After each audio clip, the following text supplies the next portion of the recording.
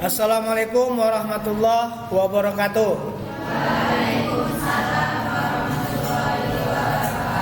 Kurang semangat. Assalamualaikum warahmatullahi wabarakatuh.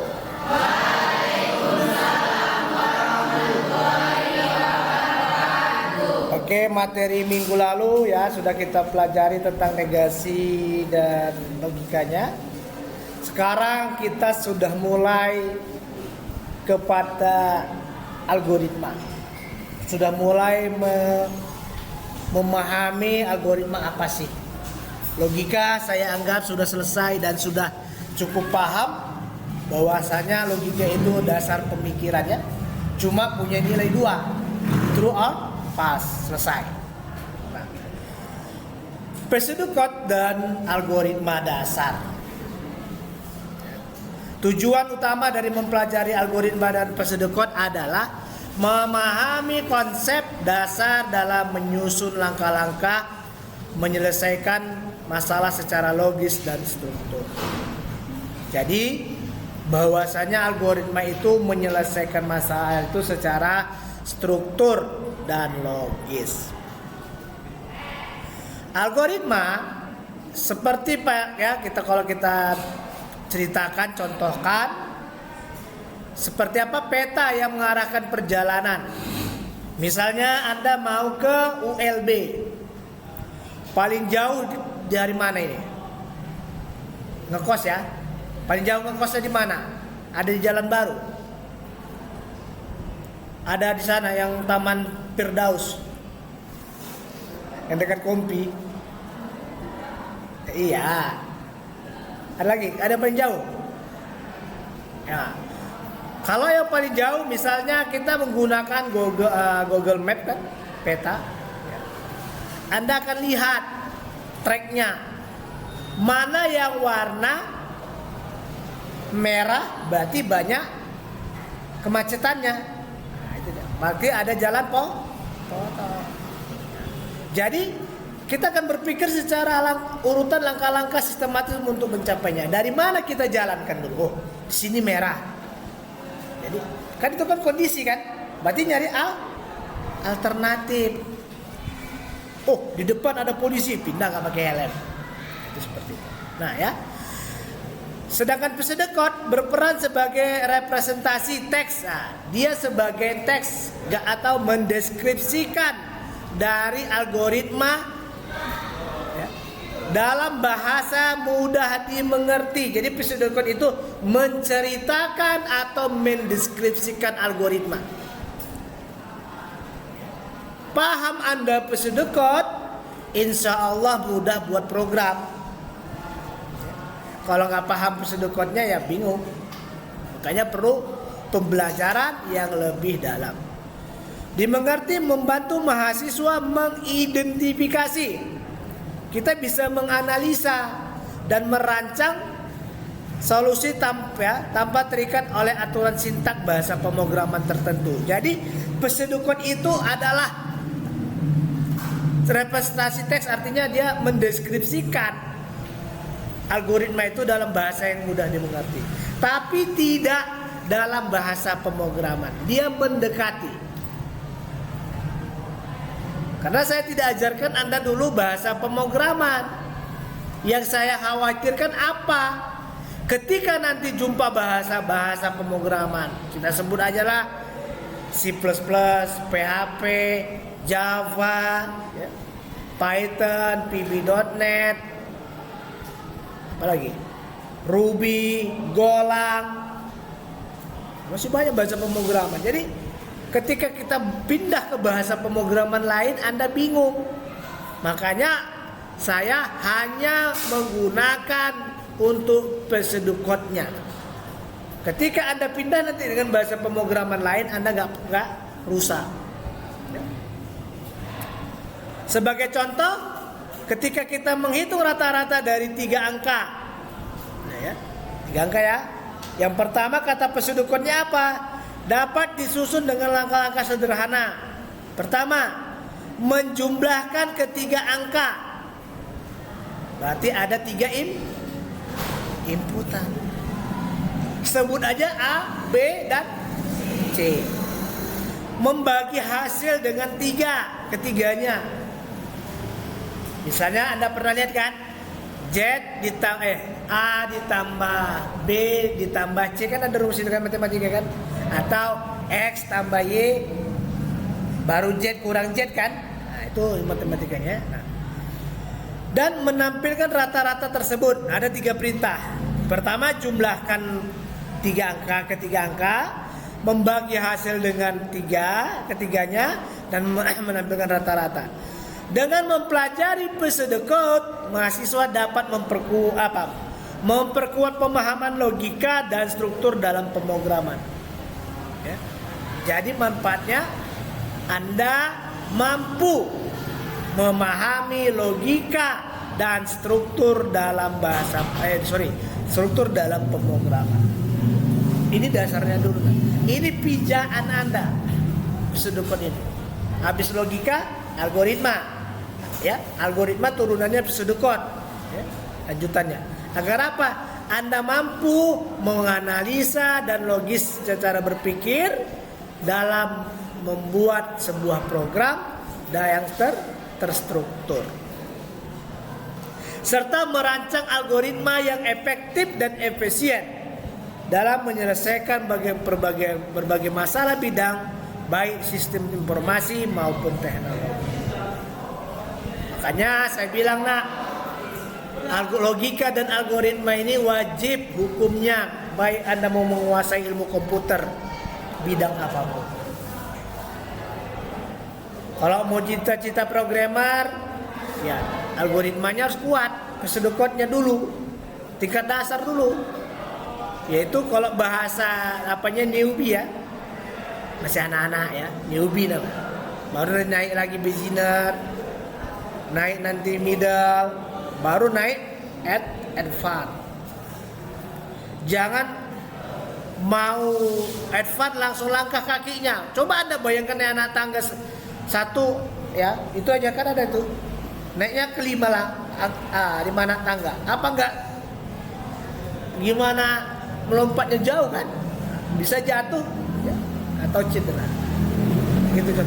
Oke, kita lanjut. Nah, pengertian algoritma, ya, algoritma adalah serangkaian. Berarti serangkaian itu lebih dari satu.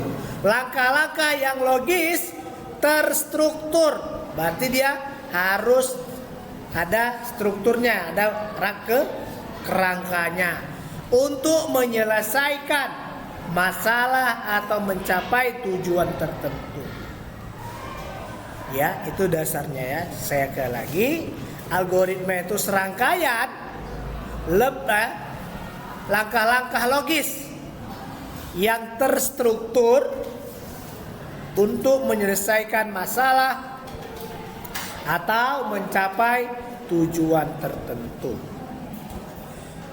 Dalam pemrograman, algoritma membantu menyusun logika program agar agar efisien dan efektif.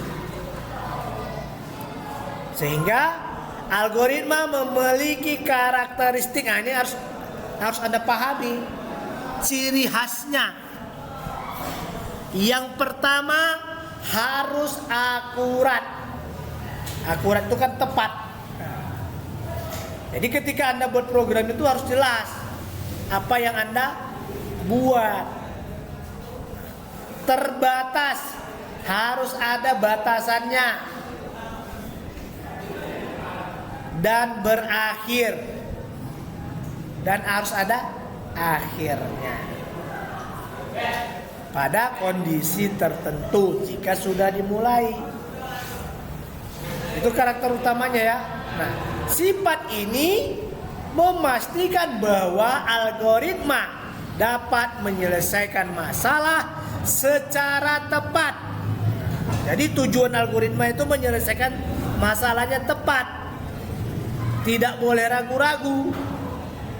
Ingat dasar logika itu kan true all, pas nilainya, nggak boleh ragu-ragu.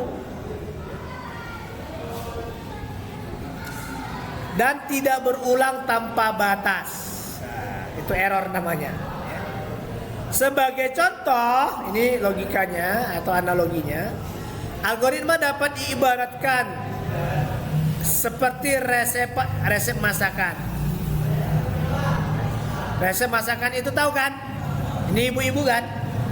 Nah, belum ibu-ibu sih, calon ibu-ibu. Buat saja resep masakan nasi goreng yang gampang. Berarti jelas kan apa yang mau kita buat? Nasi goreng. Ingat, serangkaian langkah-langkah logis. Jadi bagaimana Pak? Bagaimana Anda buat nasi goreng yang terstruktur? Dia harus yang mana dulu, yang mana dulu. Misalnya mana bahan, mana alat, mana proses. Contohnya Pak, berarti kalau kita mau buat nasi goreng, bahannya apa? Ya pastinya bisa beras Pak, bisa, tapi harus dimasak dulu. Nasi. Selanjutnya bumbu ya, bumbu nasi goreng. Selanjutnya yaitu bumbu apa? Yang pastinya ada kuali kan, untuk tempat memasak. Di mana mau diletakkan coba nasi gorengnya? Mau dimasak ya. Habis kuali ada apa namanya? Sutil ya. Nah, ada sutil. Yang pastinya ada kompor.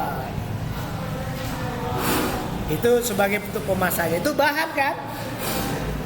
Prosesnya apa Pak?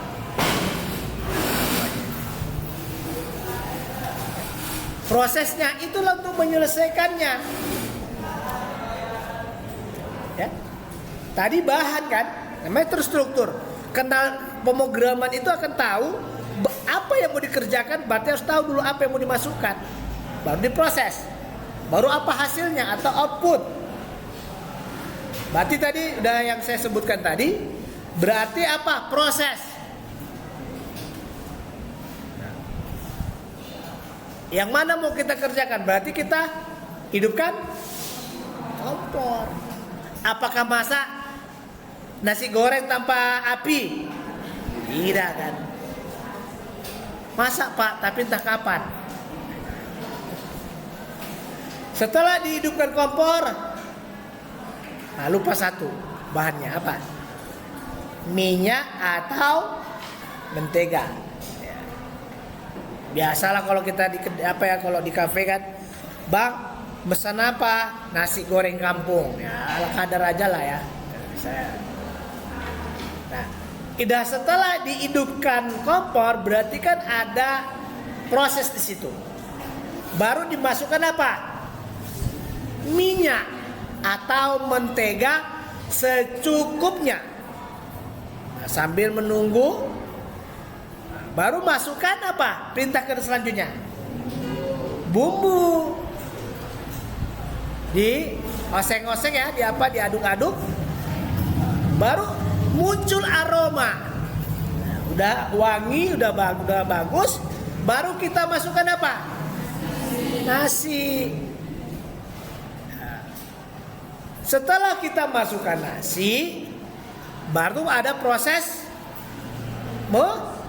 memasak, diaduk gitu kan, sampai dengan warna sudah kecoklatan ya, bukan hitam ya, hitam berarti gosong kan, kecoklatan atau sudah matang, baru kita ambil piring. Nah, terbatas kan, baru apa diakhiri? Outputnya apa? Nasi goreng sudah dapat disajikan. Itulah yang dinamakan algoritma. Harus jelas apa yang mau dilakukan. Memasak nasi goreng. Harus jelas apa bahannya, itu batasannya. Harus jelas apa prosesnya. Harus jelas apa outputnya, itu akhirnya. Nah, itu contohnya, ya. Jadi di mana setiap langkah harus diikuti secara beruntun. atau secara sistematik ya, berurutan ya, dari mana apa saja mau dilakukan sampai selesai. Agar apa? Hasilnya sesuai yang diharapkan.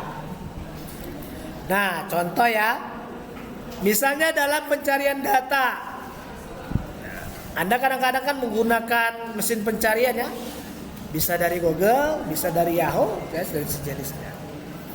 Pencarian data, algoritma menentukan langkah-langkah mulai dari awal daftar. Misalnya kita mau cari apa? Menu nasi goreng, kan pasti masuk ke menu pencarian kan. Pertama ya pasti aktifkan internet ya, nggak ada internet ya nggak bisa. Buka browsernya, cari Google-nya, cari datanya. Anda cari, oh saya mau mencari resep nasi goreng, muncul. Itu namanya dikatakan berdasarkan kriteria tertentu. Hingga data yang dicari ditemukan, tuh muncullah nasi goreng kekinian. Misal, itu contohnya. Dengan memahami algoritma, dapat dibangun logika ya, dalam pemrograman yang kuat. Jadi intinya, Anda mau pintar, mau jago di bidang ilmu komputer, dasar ilmunya atau fundamentalnya atau frameworknya adalah logika dan algoritma yang nantinya akan membantu Anda dalam mengembangkan program yang efektif dan efisien dalam menyelesaikan berbagai masalah di dunia teknologi. Itu dasarnya. Jadi kalau fundamentalnya Anda sudah kuat, insya Allah yang lainnya akan ngikuti. Jadi bahasa pemrograman itu nggak perlu dihafal mati nak, ya, enggak. Bahasa pemrograman itu nggak usah dihafal mati. Yang dihafal itu apa Pak? Logika dan algoritma yang dipahami. Ya. Selanjutnya apa Pak? Kalau bahasa pemrograman itu cuma sederhananya yang pertama, ya saya kasih tahu aja. Apa itu? Struktur programnya bagaimana? Penulisan variabel bagaimana? Batasan penulisan variabel bagaimana? Tipe data. Udah. Prosesnya sama-sama algoritma yang akan Anda pelajari sampai nanti pertemuan ke-15. Udah. Jadi Anda nggak perlu capek-capek. Mau jago PHP, is okay. Mau jago Java apalagi. Mau jago PHP, VB.NET dan yang lainnya. Itu tergantung passion Anda. Oke. Lanjut. Selanjutnya, pentingnya algoritma dalam pemrograman. Jadi tadi bagaimana kedudukan algoritma dalam pemrograman ya nak? Tadi adalah pengertiannya algoritmanya. Sekarang pentingnya algoritma dalam pemrograman. Kembali kepada definisi adalah algoritma adalah dasar logika, ya, dasar dari logika pemrograman yang membantu menyusun langkah-langkah menyelesaikan masalah secara sistematis. Jadi pemrograman itu kita akan membuat program. Pemrograman Anda lakukan membuat program. Ya. Yang melaksanakan itu dikatakan pemrograman. Anda akan menulis coding. Itu pemrograman. Codingnya adalah bahasa pemrograman. Hasilnya adalah aplikasi atau sistem yang Anda bangun. Programmer orangnya. Saya ulang ya. Pemrograman itu adalah Anda yang melakukan atau Anda membuat program. Programmer orang yang membuat program. Bahasa pemrograman itu adalah coding atau Anda berinteraksi dengan komputer dengan bahasa pemrograman. Sedangkan aplikasi atau sistem informasi hasil yang dibuat dari pemrograman. Jadi hari ini Anda belajar algoritma dalam pemrograman. Berarti algoritma itu akan membuat program. Namanya pemrograman. Anda akan melakukan coding. Tapi untuk di semester ini saya tidak ajarkan itu, tetapi dalam bahasa pseudocode yang mendekati dengan bahasa pemrograman. Biar Anda paham dulu secara teoritis, baru praktek. Oke, ya, udah paham ya? Algoritma memberikan struktur yang jelas sehingga program dapat berjalan lebih efisien dan tepat. Pentingnya algoritma dapat diibaratkan seperti peta ya, yang membimbing perjalanan. Kayak tadi saya bilang, Anda mau ke WLB dengan di rumah masing-masing melihat peta, ketika ada kondisi warna merah berarti ada proses di situ yang abnormal atau anomali, misalnya kemacetan. Baru Anda mencari alternatif apa yang harus saya lakukan, berarti jadi jalan pintas yang lebih dekat. Tanpa peta kita tidak bisa tanpa peta kita bisa tersesat dan membutuhkan lebih banyak waktu untuk mencapai tujuan. Dalam pemrograman, ketika kita akan membuat program, algoritma memastikan bahwa setiap langkah dijalankan dengan cara paling efektif. Nah itu dia. Ketika Anda membangun sebuah pemrograman, Anda harus paham cara buat program yang jelas. Jadi membuat program itu nggak boleh bertele-tele.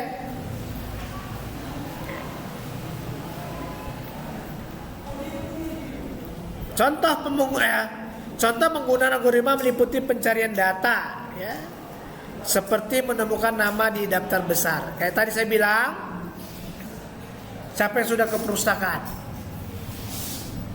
Siapa yang sudah ke perpustakaan? Gak ada yang pernah kan? Sekali-sekali Anda main-main ke perpustakaan lah, baca buku kayak. Jangan Anda lihat TikTok, Instagram aja taunya. Sekali baca buku. Nah, buku adalah jendela dunia. Contohnya pengguna algoritma meliputi pencarian data seperti menemukan nama di daftar besar. Contohnya Anda masuk ke perpustakaan, ya. Anda mau cari buku. Pasti yang Anda cari siapa?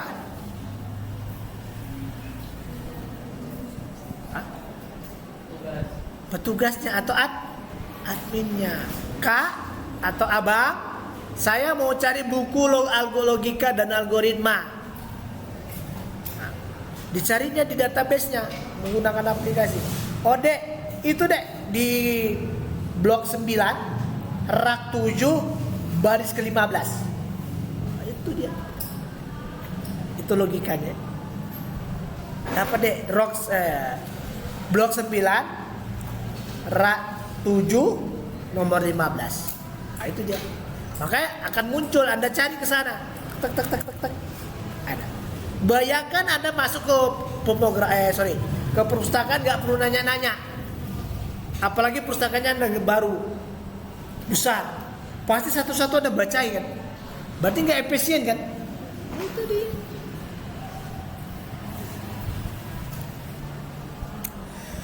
Ya. Di mana algoritma pencarian seperti binary search mempersingkat waktu pencarian. Ya. Kemudian pada pengurutan informasi, algoritma seperti quick sort membantu menyusun data lebih cepat. Algoritma memungkinkan program menjadi lebih terstruktur, efisien, dan mudah diatur dalam berbagai situasi. Sehingga algoritma dijadikan elemen penting dalam dunia pemrograman. Nggak ada cerita mau jadi hacker, nggak ada cerita mau jadi buat developer, nggak ada cerita mau jadi apalah kita bilangnya dalam dunia komputer, mau jadi pakar IoT, ya Internet of Things, nggak ada cerita. Nah, kalau logika dan algoritma merusak, ini pengalaman pribadi. Ya. Saya dulu kuliah, ya.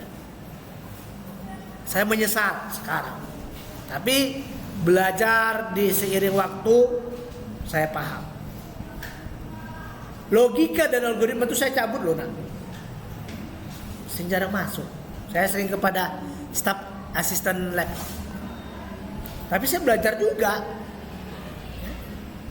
Lama-lama ada penyesalan. Maka saya bilang, saya tekankan ini, logika dan algoritma merupakan pondasi awal dalam dunia ilmu komputer. Baik mau jadi programmer, mau jadi apapun itu di dunia komputer. Ya. Gedung ini kalau pondasinya nggak bagus, bisa meninggoy kan? Gempa sedikit gerprak, mati. Jadi kalau Anda mau jago ilmu komputer, ya algoritma benar dulu logikanya dan algoritma. Nggak ada yang lain kok. Anda nggak dituntut hafal mati bahasa pemrograman, tidak. Ya. Kalau logika dan algoritma mau bener, banyak sekarang terus terang ya. Saya khawatirnya ada level middle ya seorang programmer dia akan menghilangkan ya. Ini asumsi saya, pendapat saya, menghilangkan level junior ke middle programmer. Kenapa? Ada bantuan AI, artificial intelligence. Itu kekhawatiran saya. Tapi jangan ditakuti. Kalau benar logika dan algoritmamu, insya Allah dengan alat bantuan AI makin cepatlah kau buat program. Itu sudah saya buktikan. Ini gila saya bilang. Bagi yang paham. Artificial intelligence atau kecerdasan buatan ya, ingat ya, kecerdasan buatan berarti ilmu yang ditanamkan pada mesin. Jangan Anda mempertuhankan artificial intelligence. Ya. Artificial intelligence itu adalah tools atau alat yang punya otak itu Anda, yang bangun itu manusia. Ketika Anda mempertuhankan artificial intelligence, Anda salah. Ya. Ingat, artificial intelligence kecerdasan buatan. Namanya juga kecerdasan buatan. Ya. Berarti lebih tinggi otaknya manusia kan, yang diciptakan Allah Ta'ala. Kecerdasan buatan berarti ada pengetahuan yang ditanamkan di dalamnya. Ya. Makanya ketika Anda menggunakan AI, jangan ditanya langsung. Harus diberikan pengetahuan sama dia. Baru ditanya, baru ditanya. Insya Allah itu nggak error Kalau bahasa kami, dia tidak bias atau halusinasi. Itu sudah saya coba. Jadi menggunakan AI itu harus ada inputannya dulu, baru diproses AI-nya, baru dihasilkan. Dan harus ada filter. Siapa filternya? Anda sendiri, ya. Jangan terima bulat-bulat menggunakan AI, ya. Itu salah. Oke ya, saya balik lagi sini. Ya. Maka algoritma dan logika itu sangat penting dalam dunia pemrograman. Nah, setelah algoritma dan dalam pemrograman, baru kita belajar konsep dasar pseudocode. Apa itu Pak? Pseudocode adalah representasi, menceritakan atau menggambarkan atau mendeskripsikan logika dalam bentuk teks sederhana yang tidak terikat pada sintaks bahasa pemrograman apapun. Nah, makanya saya bilang, Anda, kedudukan Anda sekarang ini harus jelas-jelas teorinya benar dulu, jelas dia. Makanya saya nggak ajarkan Anda bahasa pemrograman. Saya ajarkan ilmunya saja dulu, nanti programnya di semester selanjutnya. Kalau saya megang mata kuliah struktur data, baru kita coba.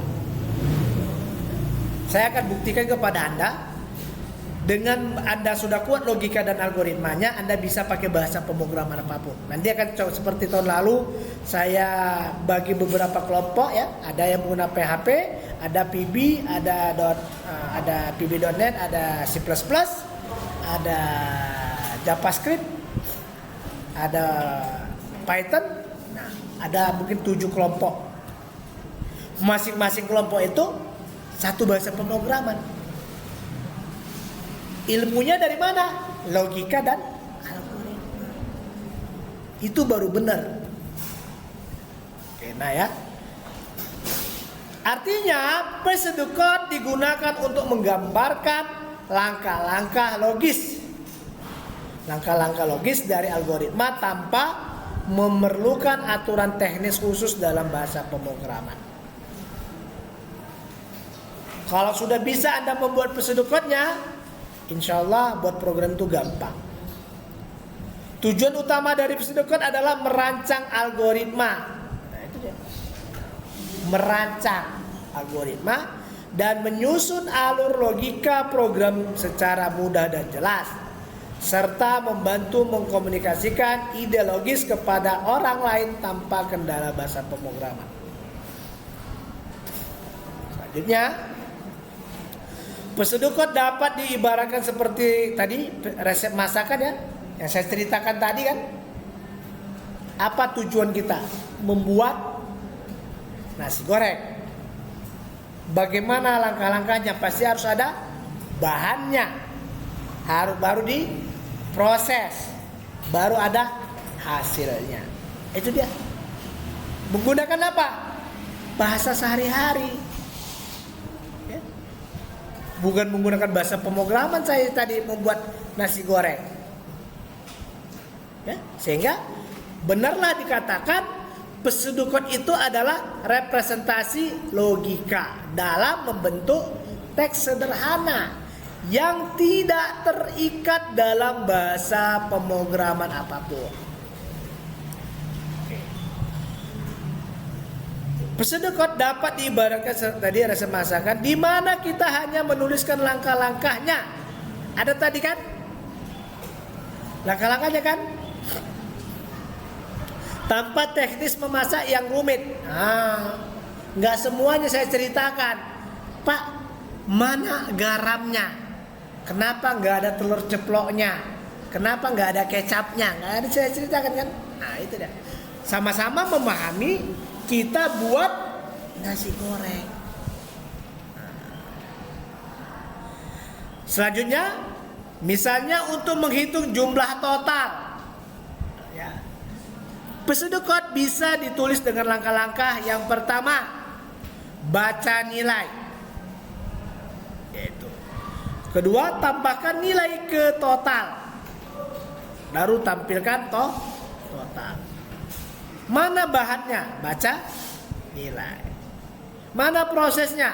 Tambahkan nilai ke total. Mana hasilnya? Tampilkan total.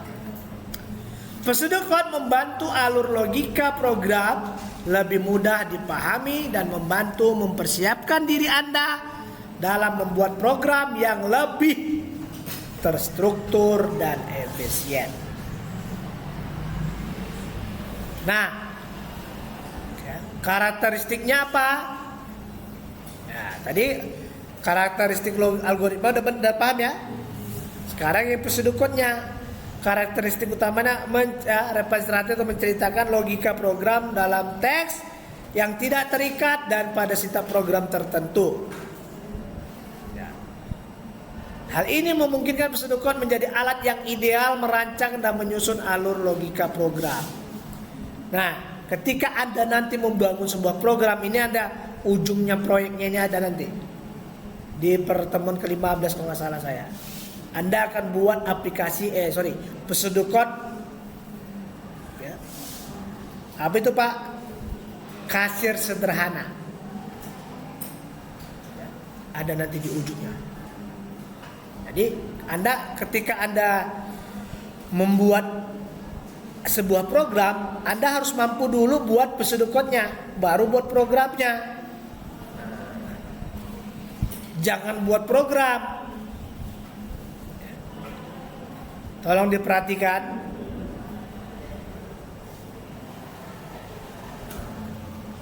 Oke. Karakteristik utama pseudocode, contohnya kesederhanaan. Kayaknya ada yang ngomong kayak gitu.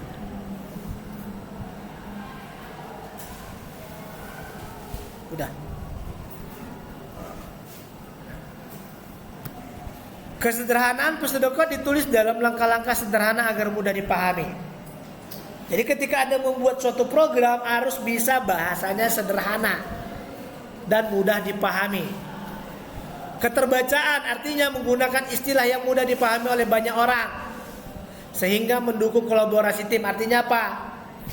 Nah, biasanya ini pakai bahasa umum, orang yang mengerti. Misalnya kamu satu tim nih, satu pakai bahasa Jawa, satu pakai bahasa kampung, satu pakai bahasa Arab, satu pakai bahasa Inggris, satu pakai bahasa Spanyol. Bayangkan gimana pusingnya menerjemahkannya.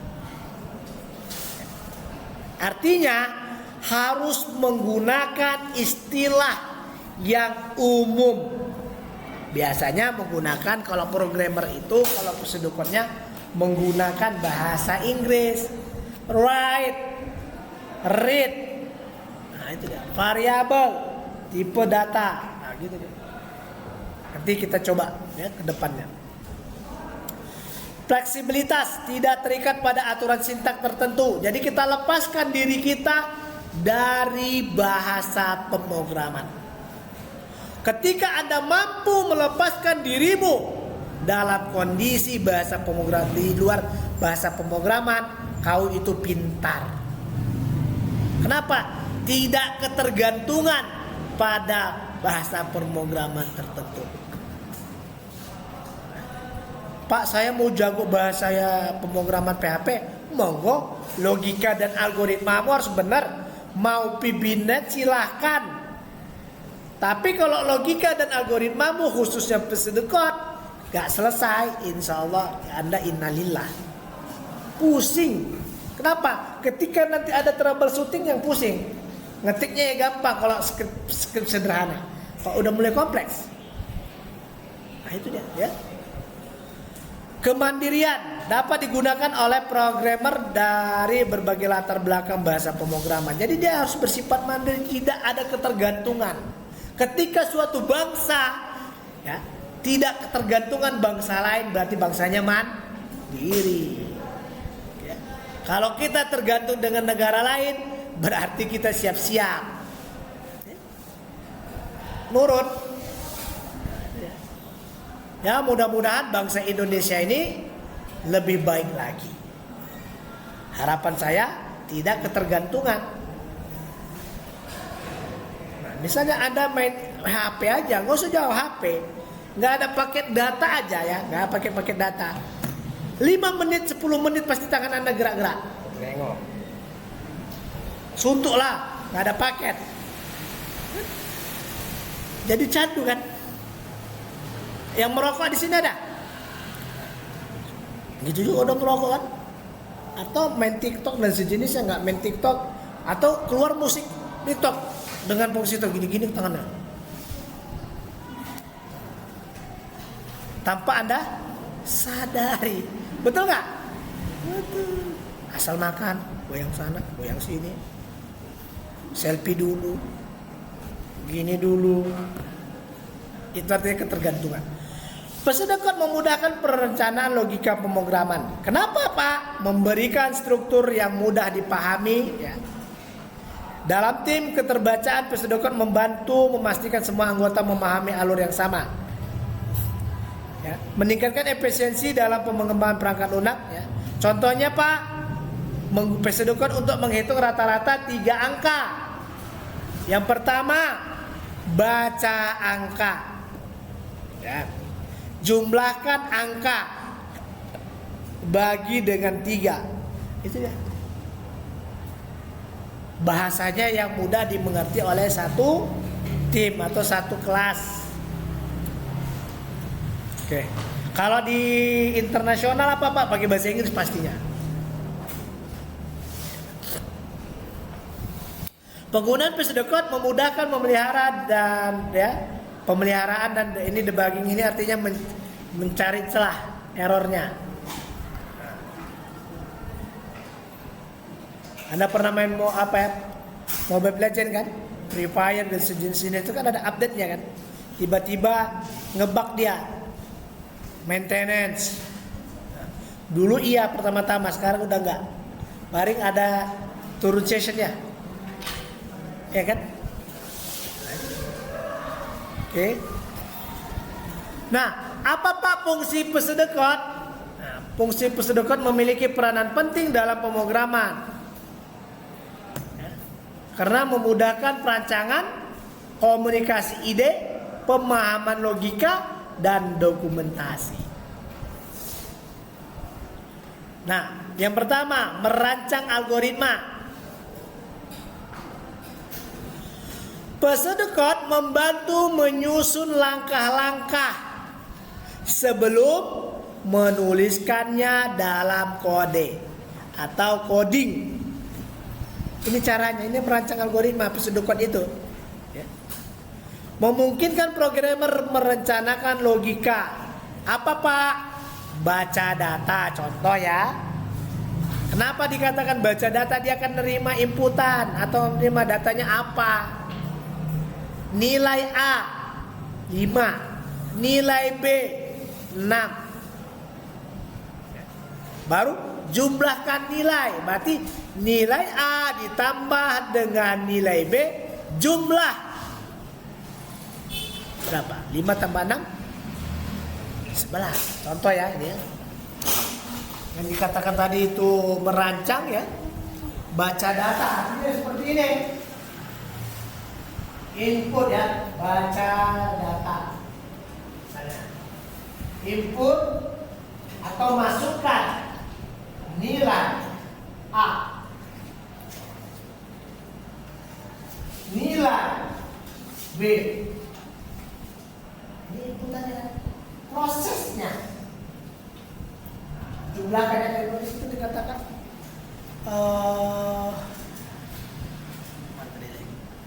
ya jumlah nilai. Jumlahkan nilai. Berarti ini nanti kalau ini namanya variabel ya, nanti sebenarnya bisa di sini apa? Berarti jumlah sama dengan nilai A ditambah nilai B. Ini Pak tambah operator. Nanti belajarnya sekarang. Oke. Outputnya apa? Terus ini ujungnya apa? Hasil ya. Hasil. Berarti hasil sama dengan jumlah. Kita ambil jumlah. Ini cara pseudocode. Bagi baca datanya ternyata apa yang mau kita kerjakan, nanti nilai A dan nilai B. Lalu jumlah nilai sama dengan nilai A ditambah nilai B. Hasil itu dinamakan pseudocode ya. Jadi orang paham apa yang dikerjakan. Kemudian mengkomunikasikan ide pseudocode yang sederhana dan bebas sintak. Ada di situ sintak? Enggak ada. Ya. Semua ya, memudahkan semua anggota tim, bahkan latar belakang bahasa pemrograman berbeda. Kemudian memahami alur logika yang sama. Maksudnya gimana Pak? Berarti jelas kita akan menginputkan dua bilangan, yaitu penjumlahan. Nah itu dia. Anda paham kan? Berarti menjumlahkan kan? Coba pakai bahasa pemrograman saya buat. Ini apa Pak? Nah itu dia artinya. Oke. Pesedekat juga mempermudah debugging dan pemeliharaan. Kenapa? Karena langkah-langkah yang logis yang jelas membantu menemukan kesalahan yang cepat. Jadi ketika Anda sudah paham pesedekatnya, ada kesalahan itu, jadi Anda tahu runtutannya di mana yang salah ini sebelum mengcoding. Ketika mengcoding, oh rupanya aku nggak masuk dari sini. Nah itu dia. Oke. Jika terjadi error, programmer dapat memeriksa alur di pseudocode untuk melihat apakah logika sudah benar sebelum ke kode sesungguhnya. Selanjutnya dokumentasi sebagai catatan programmer ya, yang untuk membuat program. Pseudocode berfungsi seperti panduan logika. Jadi ini dia. Inilah yang dinamakan panduan itu.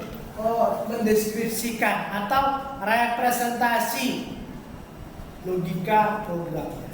Oh, Bapak kita hari ini kita belajar menginputkan nilai dengan dua variabel penjumlahan. Di mana ciri-cirinya Pak? Ada nilai A, ada nilai B, ada proses Pak, yaitu jumlah nilai A ditambah nilai B. Maka hasil adalah jumlah. Jadi artinya ya.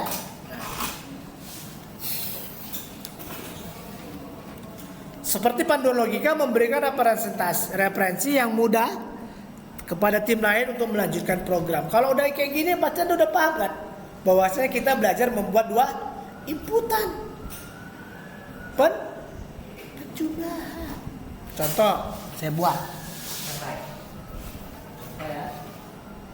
Saya membuat dulu.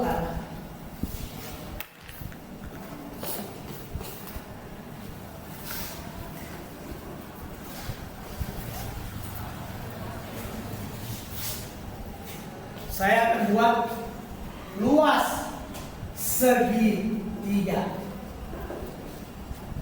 Ya, kita akan buat luas segitiga.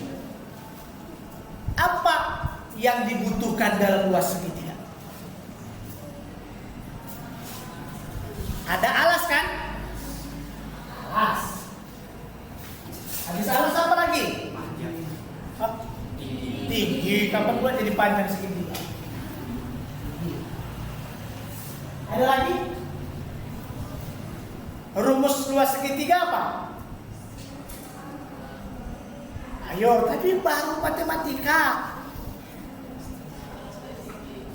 Setengah alas kali? Oke, rumus kan? Baru ini kan adalah bahannya. Ada si alas dan ada baru prosesnya Pak mana? Untuk menampung nilai berarti jumlah apa? Luasnya? Luas sama dengan setengah kali alas kali outputnya apa Pak? Hasil sama dengan itu. Berarti Anda paham bahwasanya kita buat pseudocode luas segitiga. Itulah arti dan makna pseudocode itu. Merepresentasikan logika program sebelum dibangun ke bahasa pemrograman. Maka betapa pentingnya pseudocode dalam program. Anda mau jago hacker, mau jadi kok nggak pseudocode nggak beres? Oke Pak, ada AI. Nggak selamanya AI itu memberikan solusi, malah membingungkan. Tapi kalau tahu Anda menginputkannya, memprosesnya, itulah membantu Anda. Yang membuat program 1 hari bisa setengah hari. Itulah kecanggihan AI. Ya, AI adalah kecerdasan buatan, pengetahuan yang diberikan. Oke. Kita balik. Nah, Pak, strukturnya bagaimana? Nah, ini kita cari struktur. Struktur Pesudoko terdiri dari elemen-elemen utama yang membuatnya jelas dan mudah. Yang pertama, menggunakan kata kunci. Ya. Kayak tadi saya bilang kan, bahannya. Ya, ini contohnya mulai. Nah, mulai. Kalau bahasa Inggrisnya start ya. Kalau jika dia apa? If. Kalau perulangan apa? Array dan sejenisnya.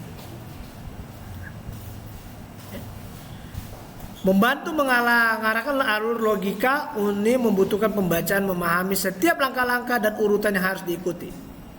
Kemudian identasi digunakan untuk menunjukkan hierarki terutama pada struktur bersarang. Nanti if ya. If itu agak menjorong ke depan. Contohnya gimana Pak? Ini contoh. If jika usia di atas 40 di kondisi, jangan Anda pusing dulu, ini masih materi ya. Maka ngapain? True, sudah tua, else muda. Dia harus ada maju ke namanya identasi, maju ke depan. If perulangan for harus maju ke depan, di depannya maksudnya. Oke. Nanti ini waktu kita akan belajar ke sana. Oke. Nah, elemen tambahan ya yang mencakup simbol seperti tanda panah dan sama dengan ya, titik sama dengan, membantu menyederhanakan instruksi. Komentar ya. Baru ada komentar memberikan penjelasan tambahan bagi yang kompleks seperti menghitung total. Komentar ini penting untuk memastikan logika dapat dipahami orang. Oh, contoh. Ini tadi saya bikin komentarnya apa? Yang di sini. Menghitung luas segi. Itu komentar. Contoh ini. Input alas, input tinggi. Ini membantu nah. Ini masih Pesudoko sederhana. Coba bayangkan programnya kompleks. Ya setidak-tidaknya ada 100 coding. Kalau nggak ada komentarnya, Anda bingung ini mau kemana. Jadi bisa dibuat komentar. Ya. Komentar ini penting untuk memastikan logika dapat dipahami oleh orang lain atau ketika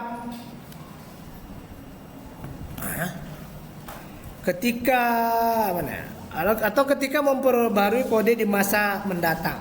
Struktur ini membantu mahasiswa memahami dan mengembangkan logika program yang efektif dan efisien. Contoh ya. Katanya dasar notasi dasar ya. Pesudoko menggunakan kata kunci seperti mulai. Berarti start ya. Jika if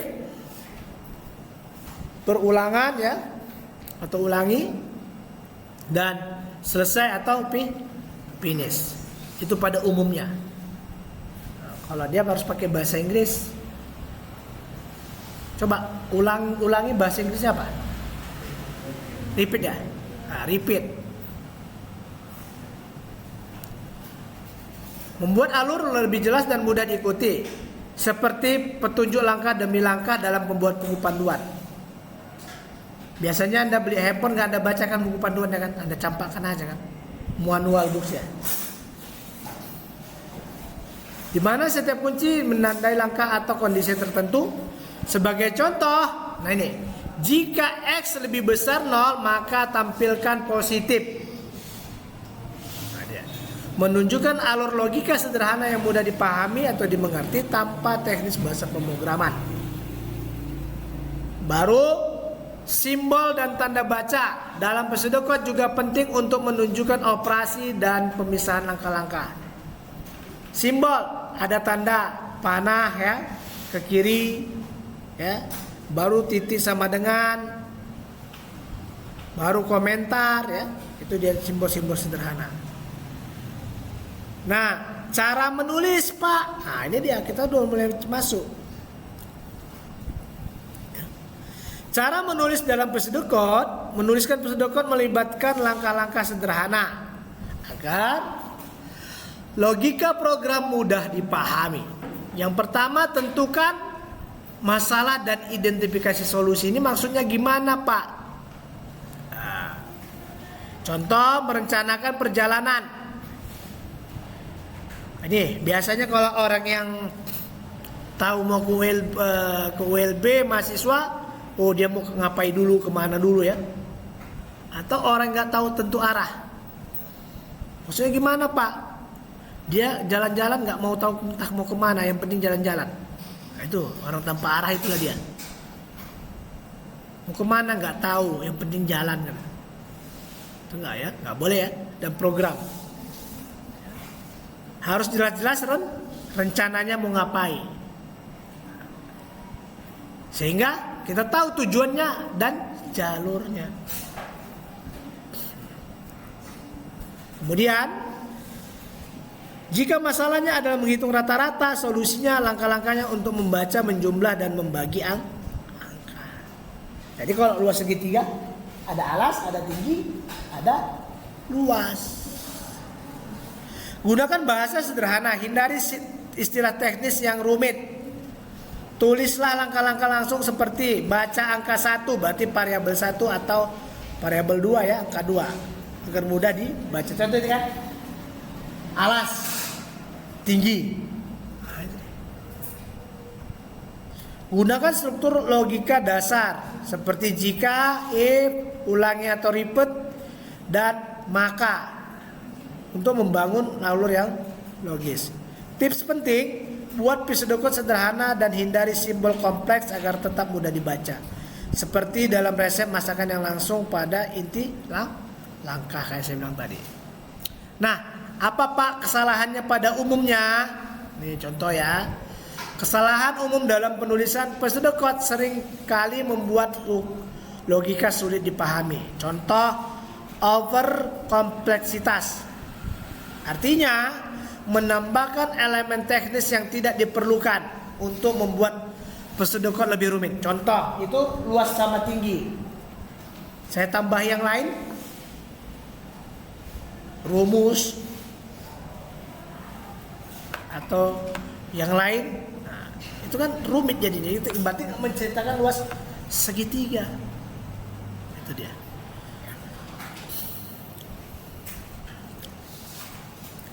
Pseudocode harus fokus pada alur utama. Ketika Anda menceritakan luas segitiga, Anda tergambar tentang luas segitiga.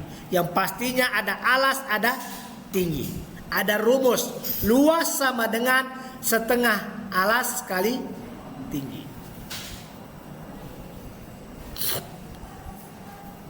Baru selanjutnya kurang spesifik. Instruksinya yang tidak jelas. Seperti hitung data apa? Menghitung luas segitiga, jelas segitiga. Menghitung luas balok, jelas luas balok. Oke. Terlalu bergantung pada sintaks. Pseudocode bukan kode, jadi hindari sintaks bahasa pemrograman seperti titik koma atau fungsi khusus. Tips untuk menghindari kesalahan. Fokus pada alur logika dengan menyusun langkah-langkah yang ringkas dan mudah dipahami. 2. Selalu baca ulang dan periksa setiap langkah agar sesuai dengan tujuan. Misalnya menghitung rata-rata 3 ya. Tulislah dengan jelas langkah sederhana. Menghindari kesalahan ini memastikan prosedur tetap efektif dan mudah dipahami. Ini contoh, perhatikan. Kesalahan umum dalam penulisan Peseducon. Tengok yang di atas itu. Mulai input panjang.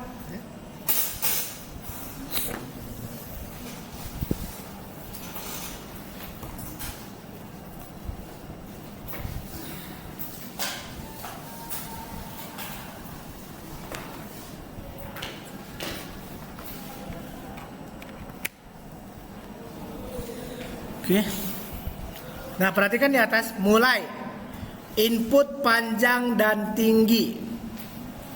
Hitung data, cek hasil, selesai.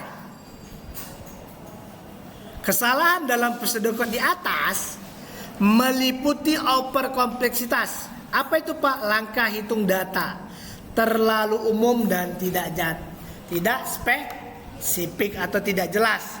Karena tidak menjelaskan bagaimana data dihitung. Kurang spesifik, tidak ada instruksi yang jelas untuk menghitung luas segitiga. Nah, itu dia. Yang rumusnya 0,5 kali panjang kali, ini salah ini. Luas. Ya, ini salah.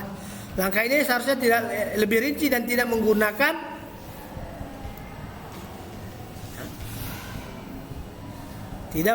struktur yang jelas. Nah, baru Peseducon yang benar, perhatikan. Baca panjang, koma tinggi ini maksudnya mulai. Kita harus kata mulai di depannya ya, nah. Kalau membuat mulai, nanti tadi masuk segitiga ya. Mulai, baru buat di sini. Apa di situ? Baca, ya, menerima inputan, baca. Variabelnya ya, di situ sama ketik, alas, sama tinggi. Baru luas. Ini sama dengan 0,5 kali alas kali tinggi. Baru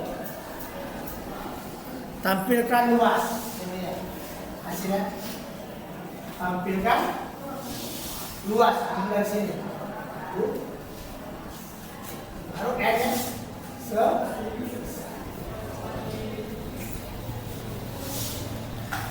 ini salah tulis saya. Panjang seharusnya alas ya. Jadi mulai Peseducon yang benar untuk menghitung luas segitiga mencakup langkah-langkah yang spesifik dan jelas. Mengatur logika mudah dipahami. Pertama, masukkan nilai luas dan tinggi sebagai inputan. Selanjutnya gunakan rumus luas segitiga 0,5 kali alas kali tinggi untuk menghitung hasil. Terakhir, tampilkan nilai luas yang diperoleh. Strukturnya yang jelas dan kata kunci seperti baca, hitung, dan tampilkan. Memudahkan pembaca mengikuti langkah-langkah tanpa kebingungan. Oke, ini contoh.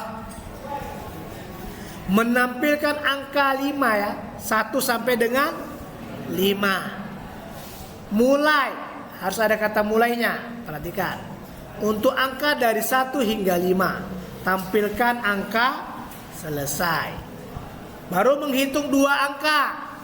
Mulai, baca, berarti dia mulai variabelnya ya, angka 1 dan angka 2. Karena dia penjumlahan, berarti kita buat menampung nilai jumlah sama dengan angka 1 ditambah angka 2. Tampilkan jumlah, selesai. Baru menentukan bilangan ganjil atau genap. Nah, mulai baca angka. Karena dia nggak ada inputan 2, hanya 1, ya hanya. Ini yang saya bilang tadi, identasi. sedikit menjorok ke depan, ya. Jika angka rumusnya mod 2 sama dengan 0 ya. Itu kondisinya ya, Nak. Tampilkan ngapain dia? Berarti genap. Jika tidak, tampilkan ganjil. Selesai. Dia tidak boleh sama. Dia harus menjorok untuk ke depan kalau ada kata jika. Baru proses login dan username, password. Baca inputan username dan password. Jika username sama dengan admin dan password 1234, tampilkan login berhasil. Jika tidak, tampilkan login gagal. Selesai. Jadi harus ada mulai, baru baca, ya. Jumlah harus ada simbol ya, titik sama dengan, ya, itu dia. Oke.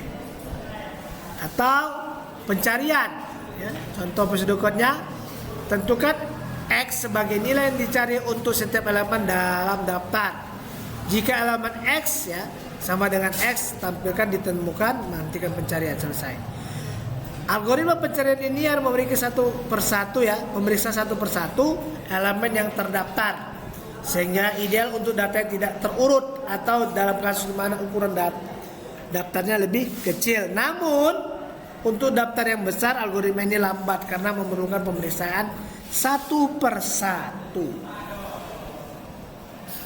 Nah, ini soal seperti biasa dikerjakan, ya. Baru ada studi kasus. Ini dibuat ya, Nak, per kelompok. Membuat algoritma untuk memvalidasi kata sandi. Deskripsikan masalah. Nah, mulai pelan-pelan. Validasi kata sandi dengan aturan panjang minimal 8 karakter, mengandung setidak satu huruf besar dan satu angka. Langkah prosedurnya: mulai, baca inputan kata sandi. Jika panjang kata sandi kurang dari 8, tampilkan kata sandi terlalu pendek. Jika tidak ada huruf besar dan ya sampai dengan jika kriteria terpenuhi, tampilkan kata sandi valid. Selesai. Analisis menggunakan prosedur code untuk validasi. Itu dibuat. Contoh sederhana seperti ini. Login. Tapi dikembangkanlah, ya kan? Udah saya tuh kasih contoh. Jadi cuma membedakannya dia punya persyarat, yaitu panjangnya 8 karakter, mengandung setidak satu atau dua huruf dalam angka. Dia ada jikanya lebih dari 1. Oke. Lebih dan kurang mohon maaf. Assalamualaikum warahmatullahi wabarakatuh.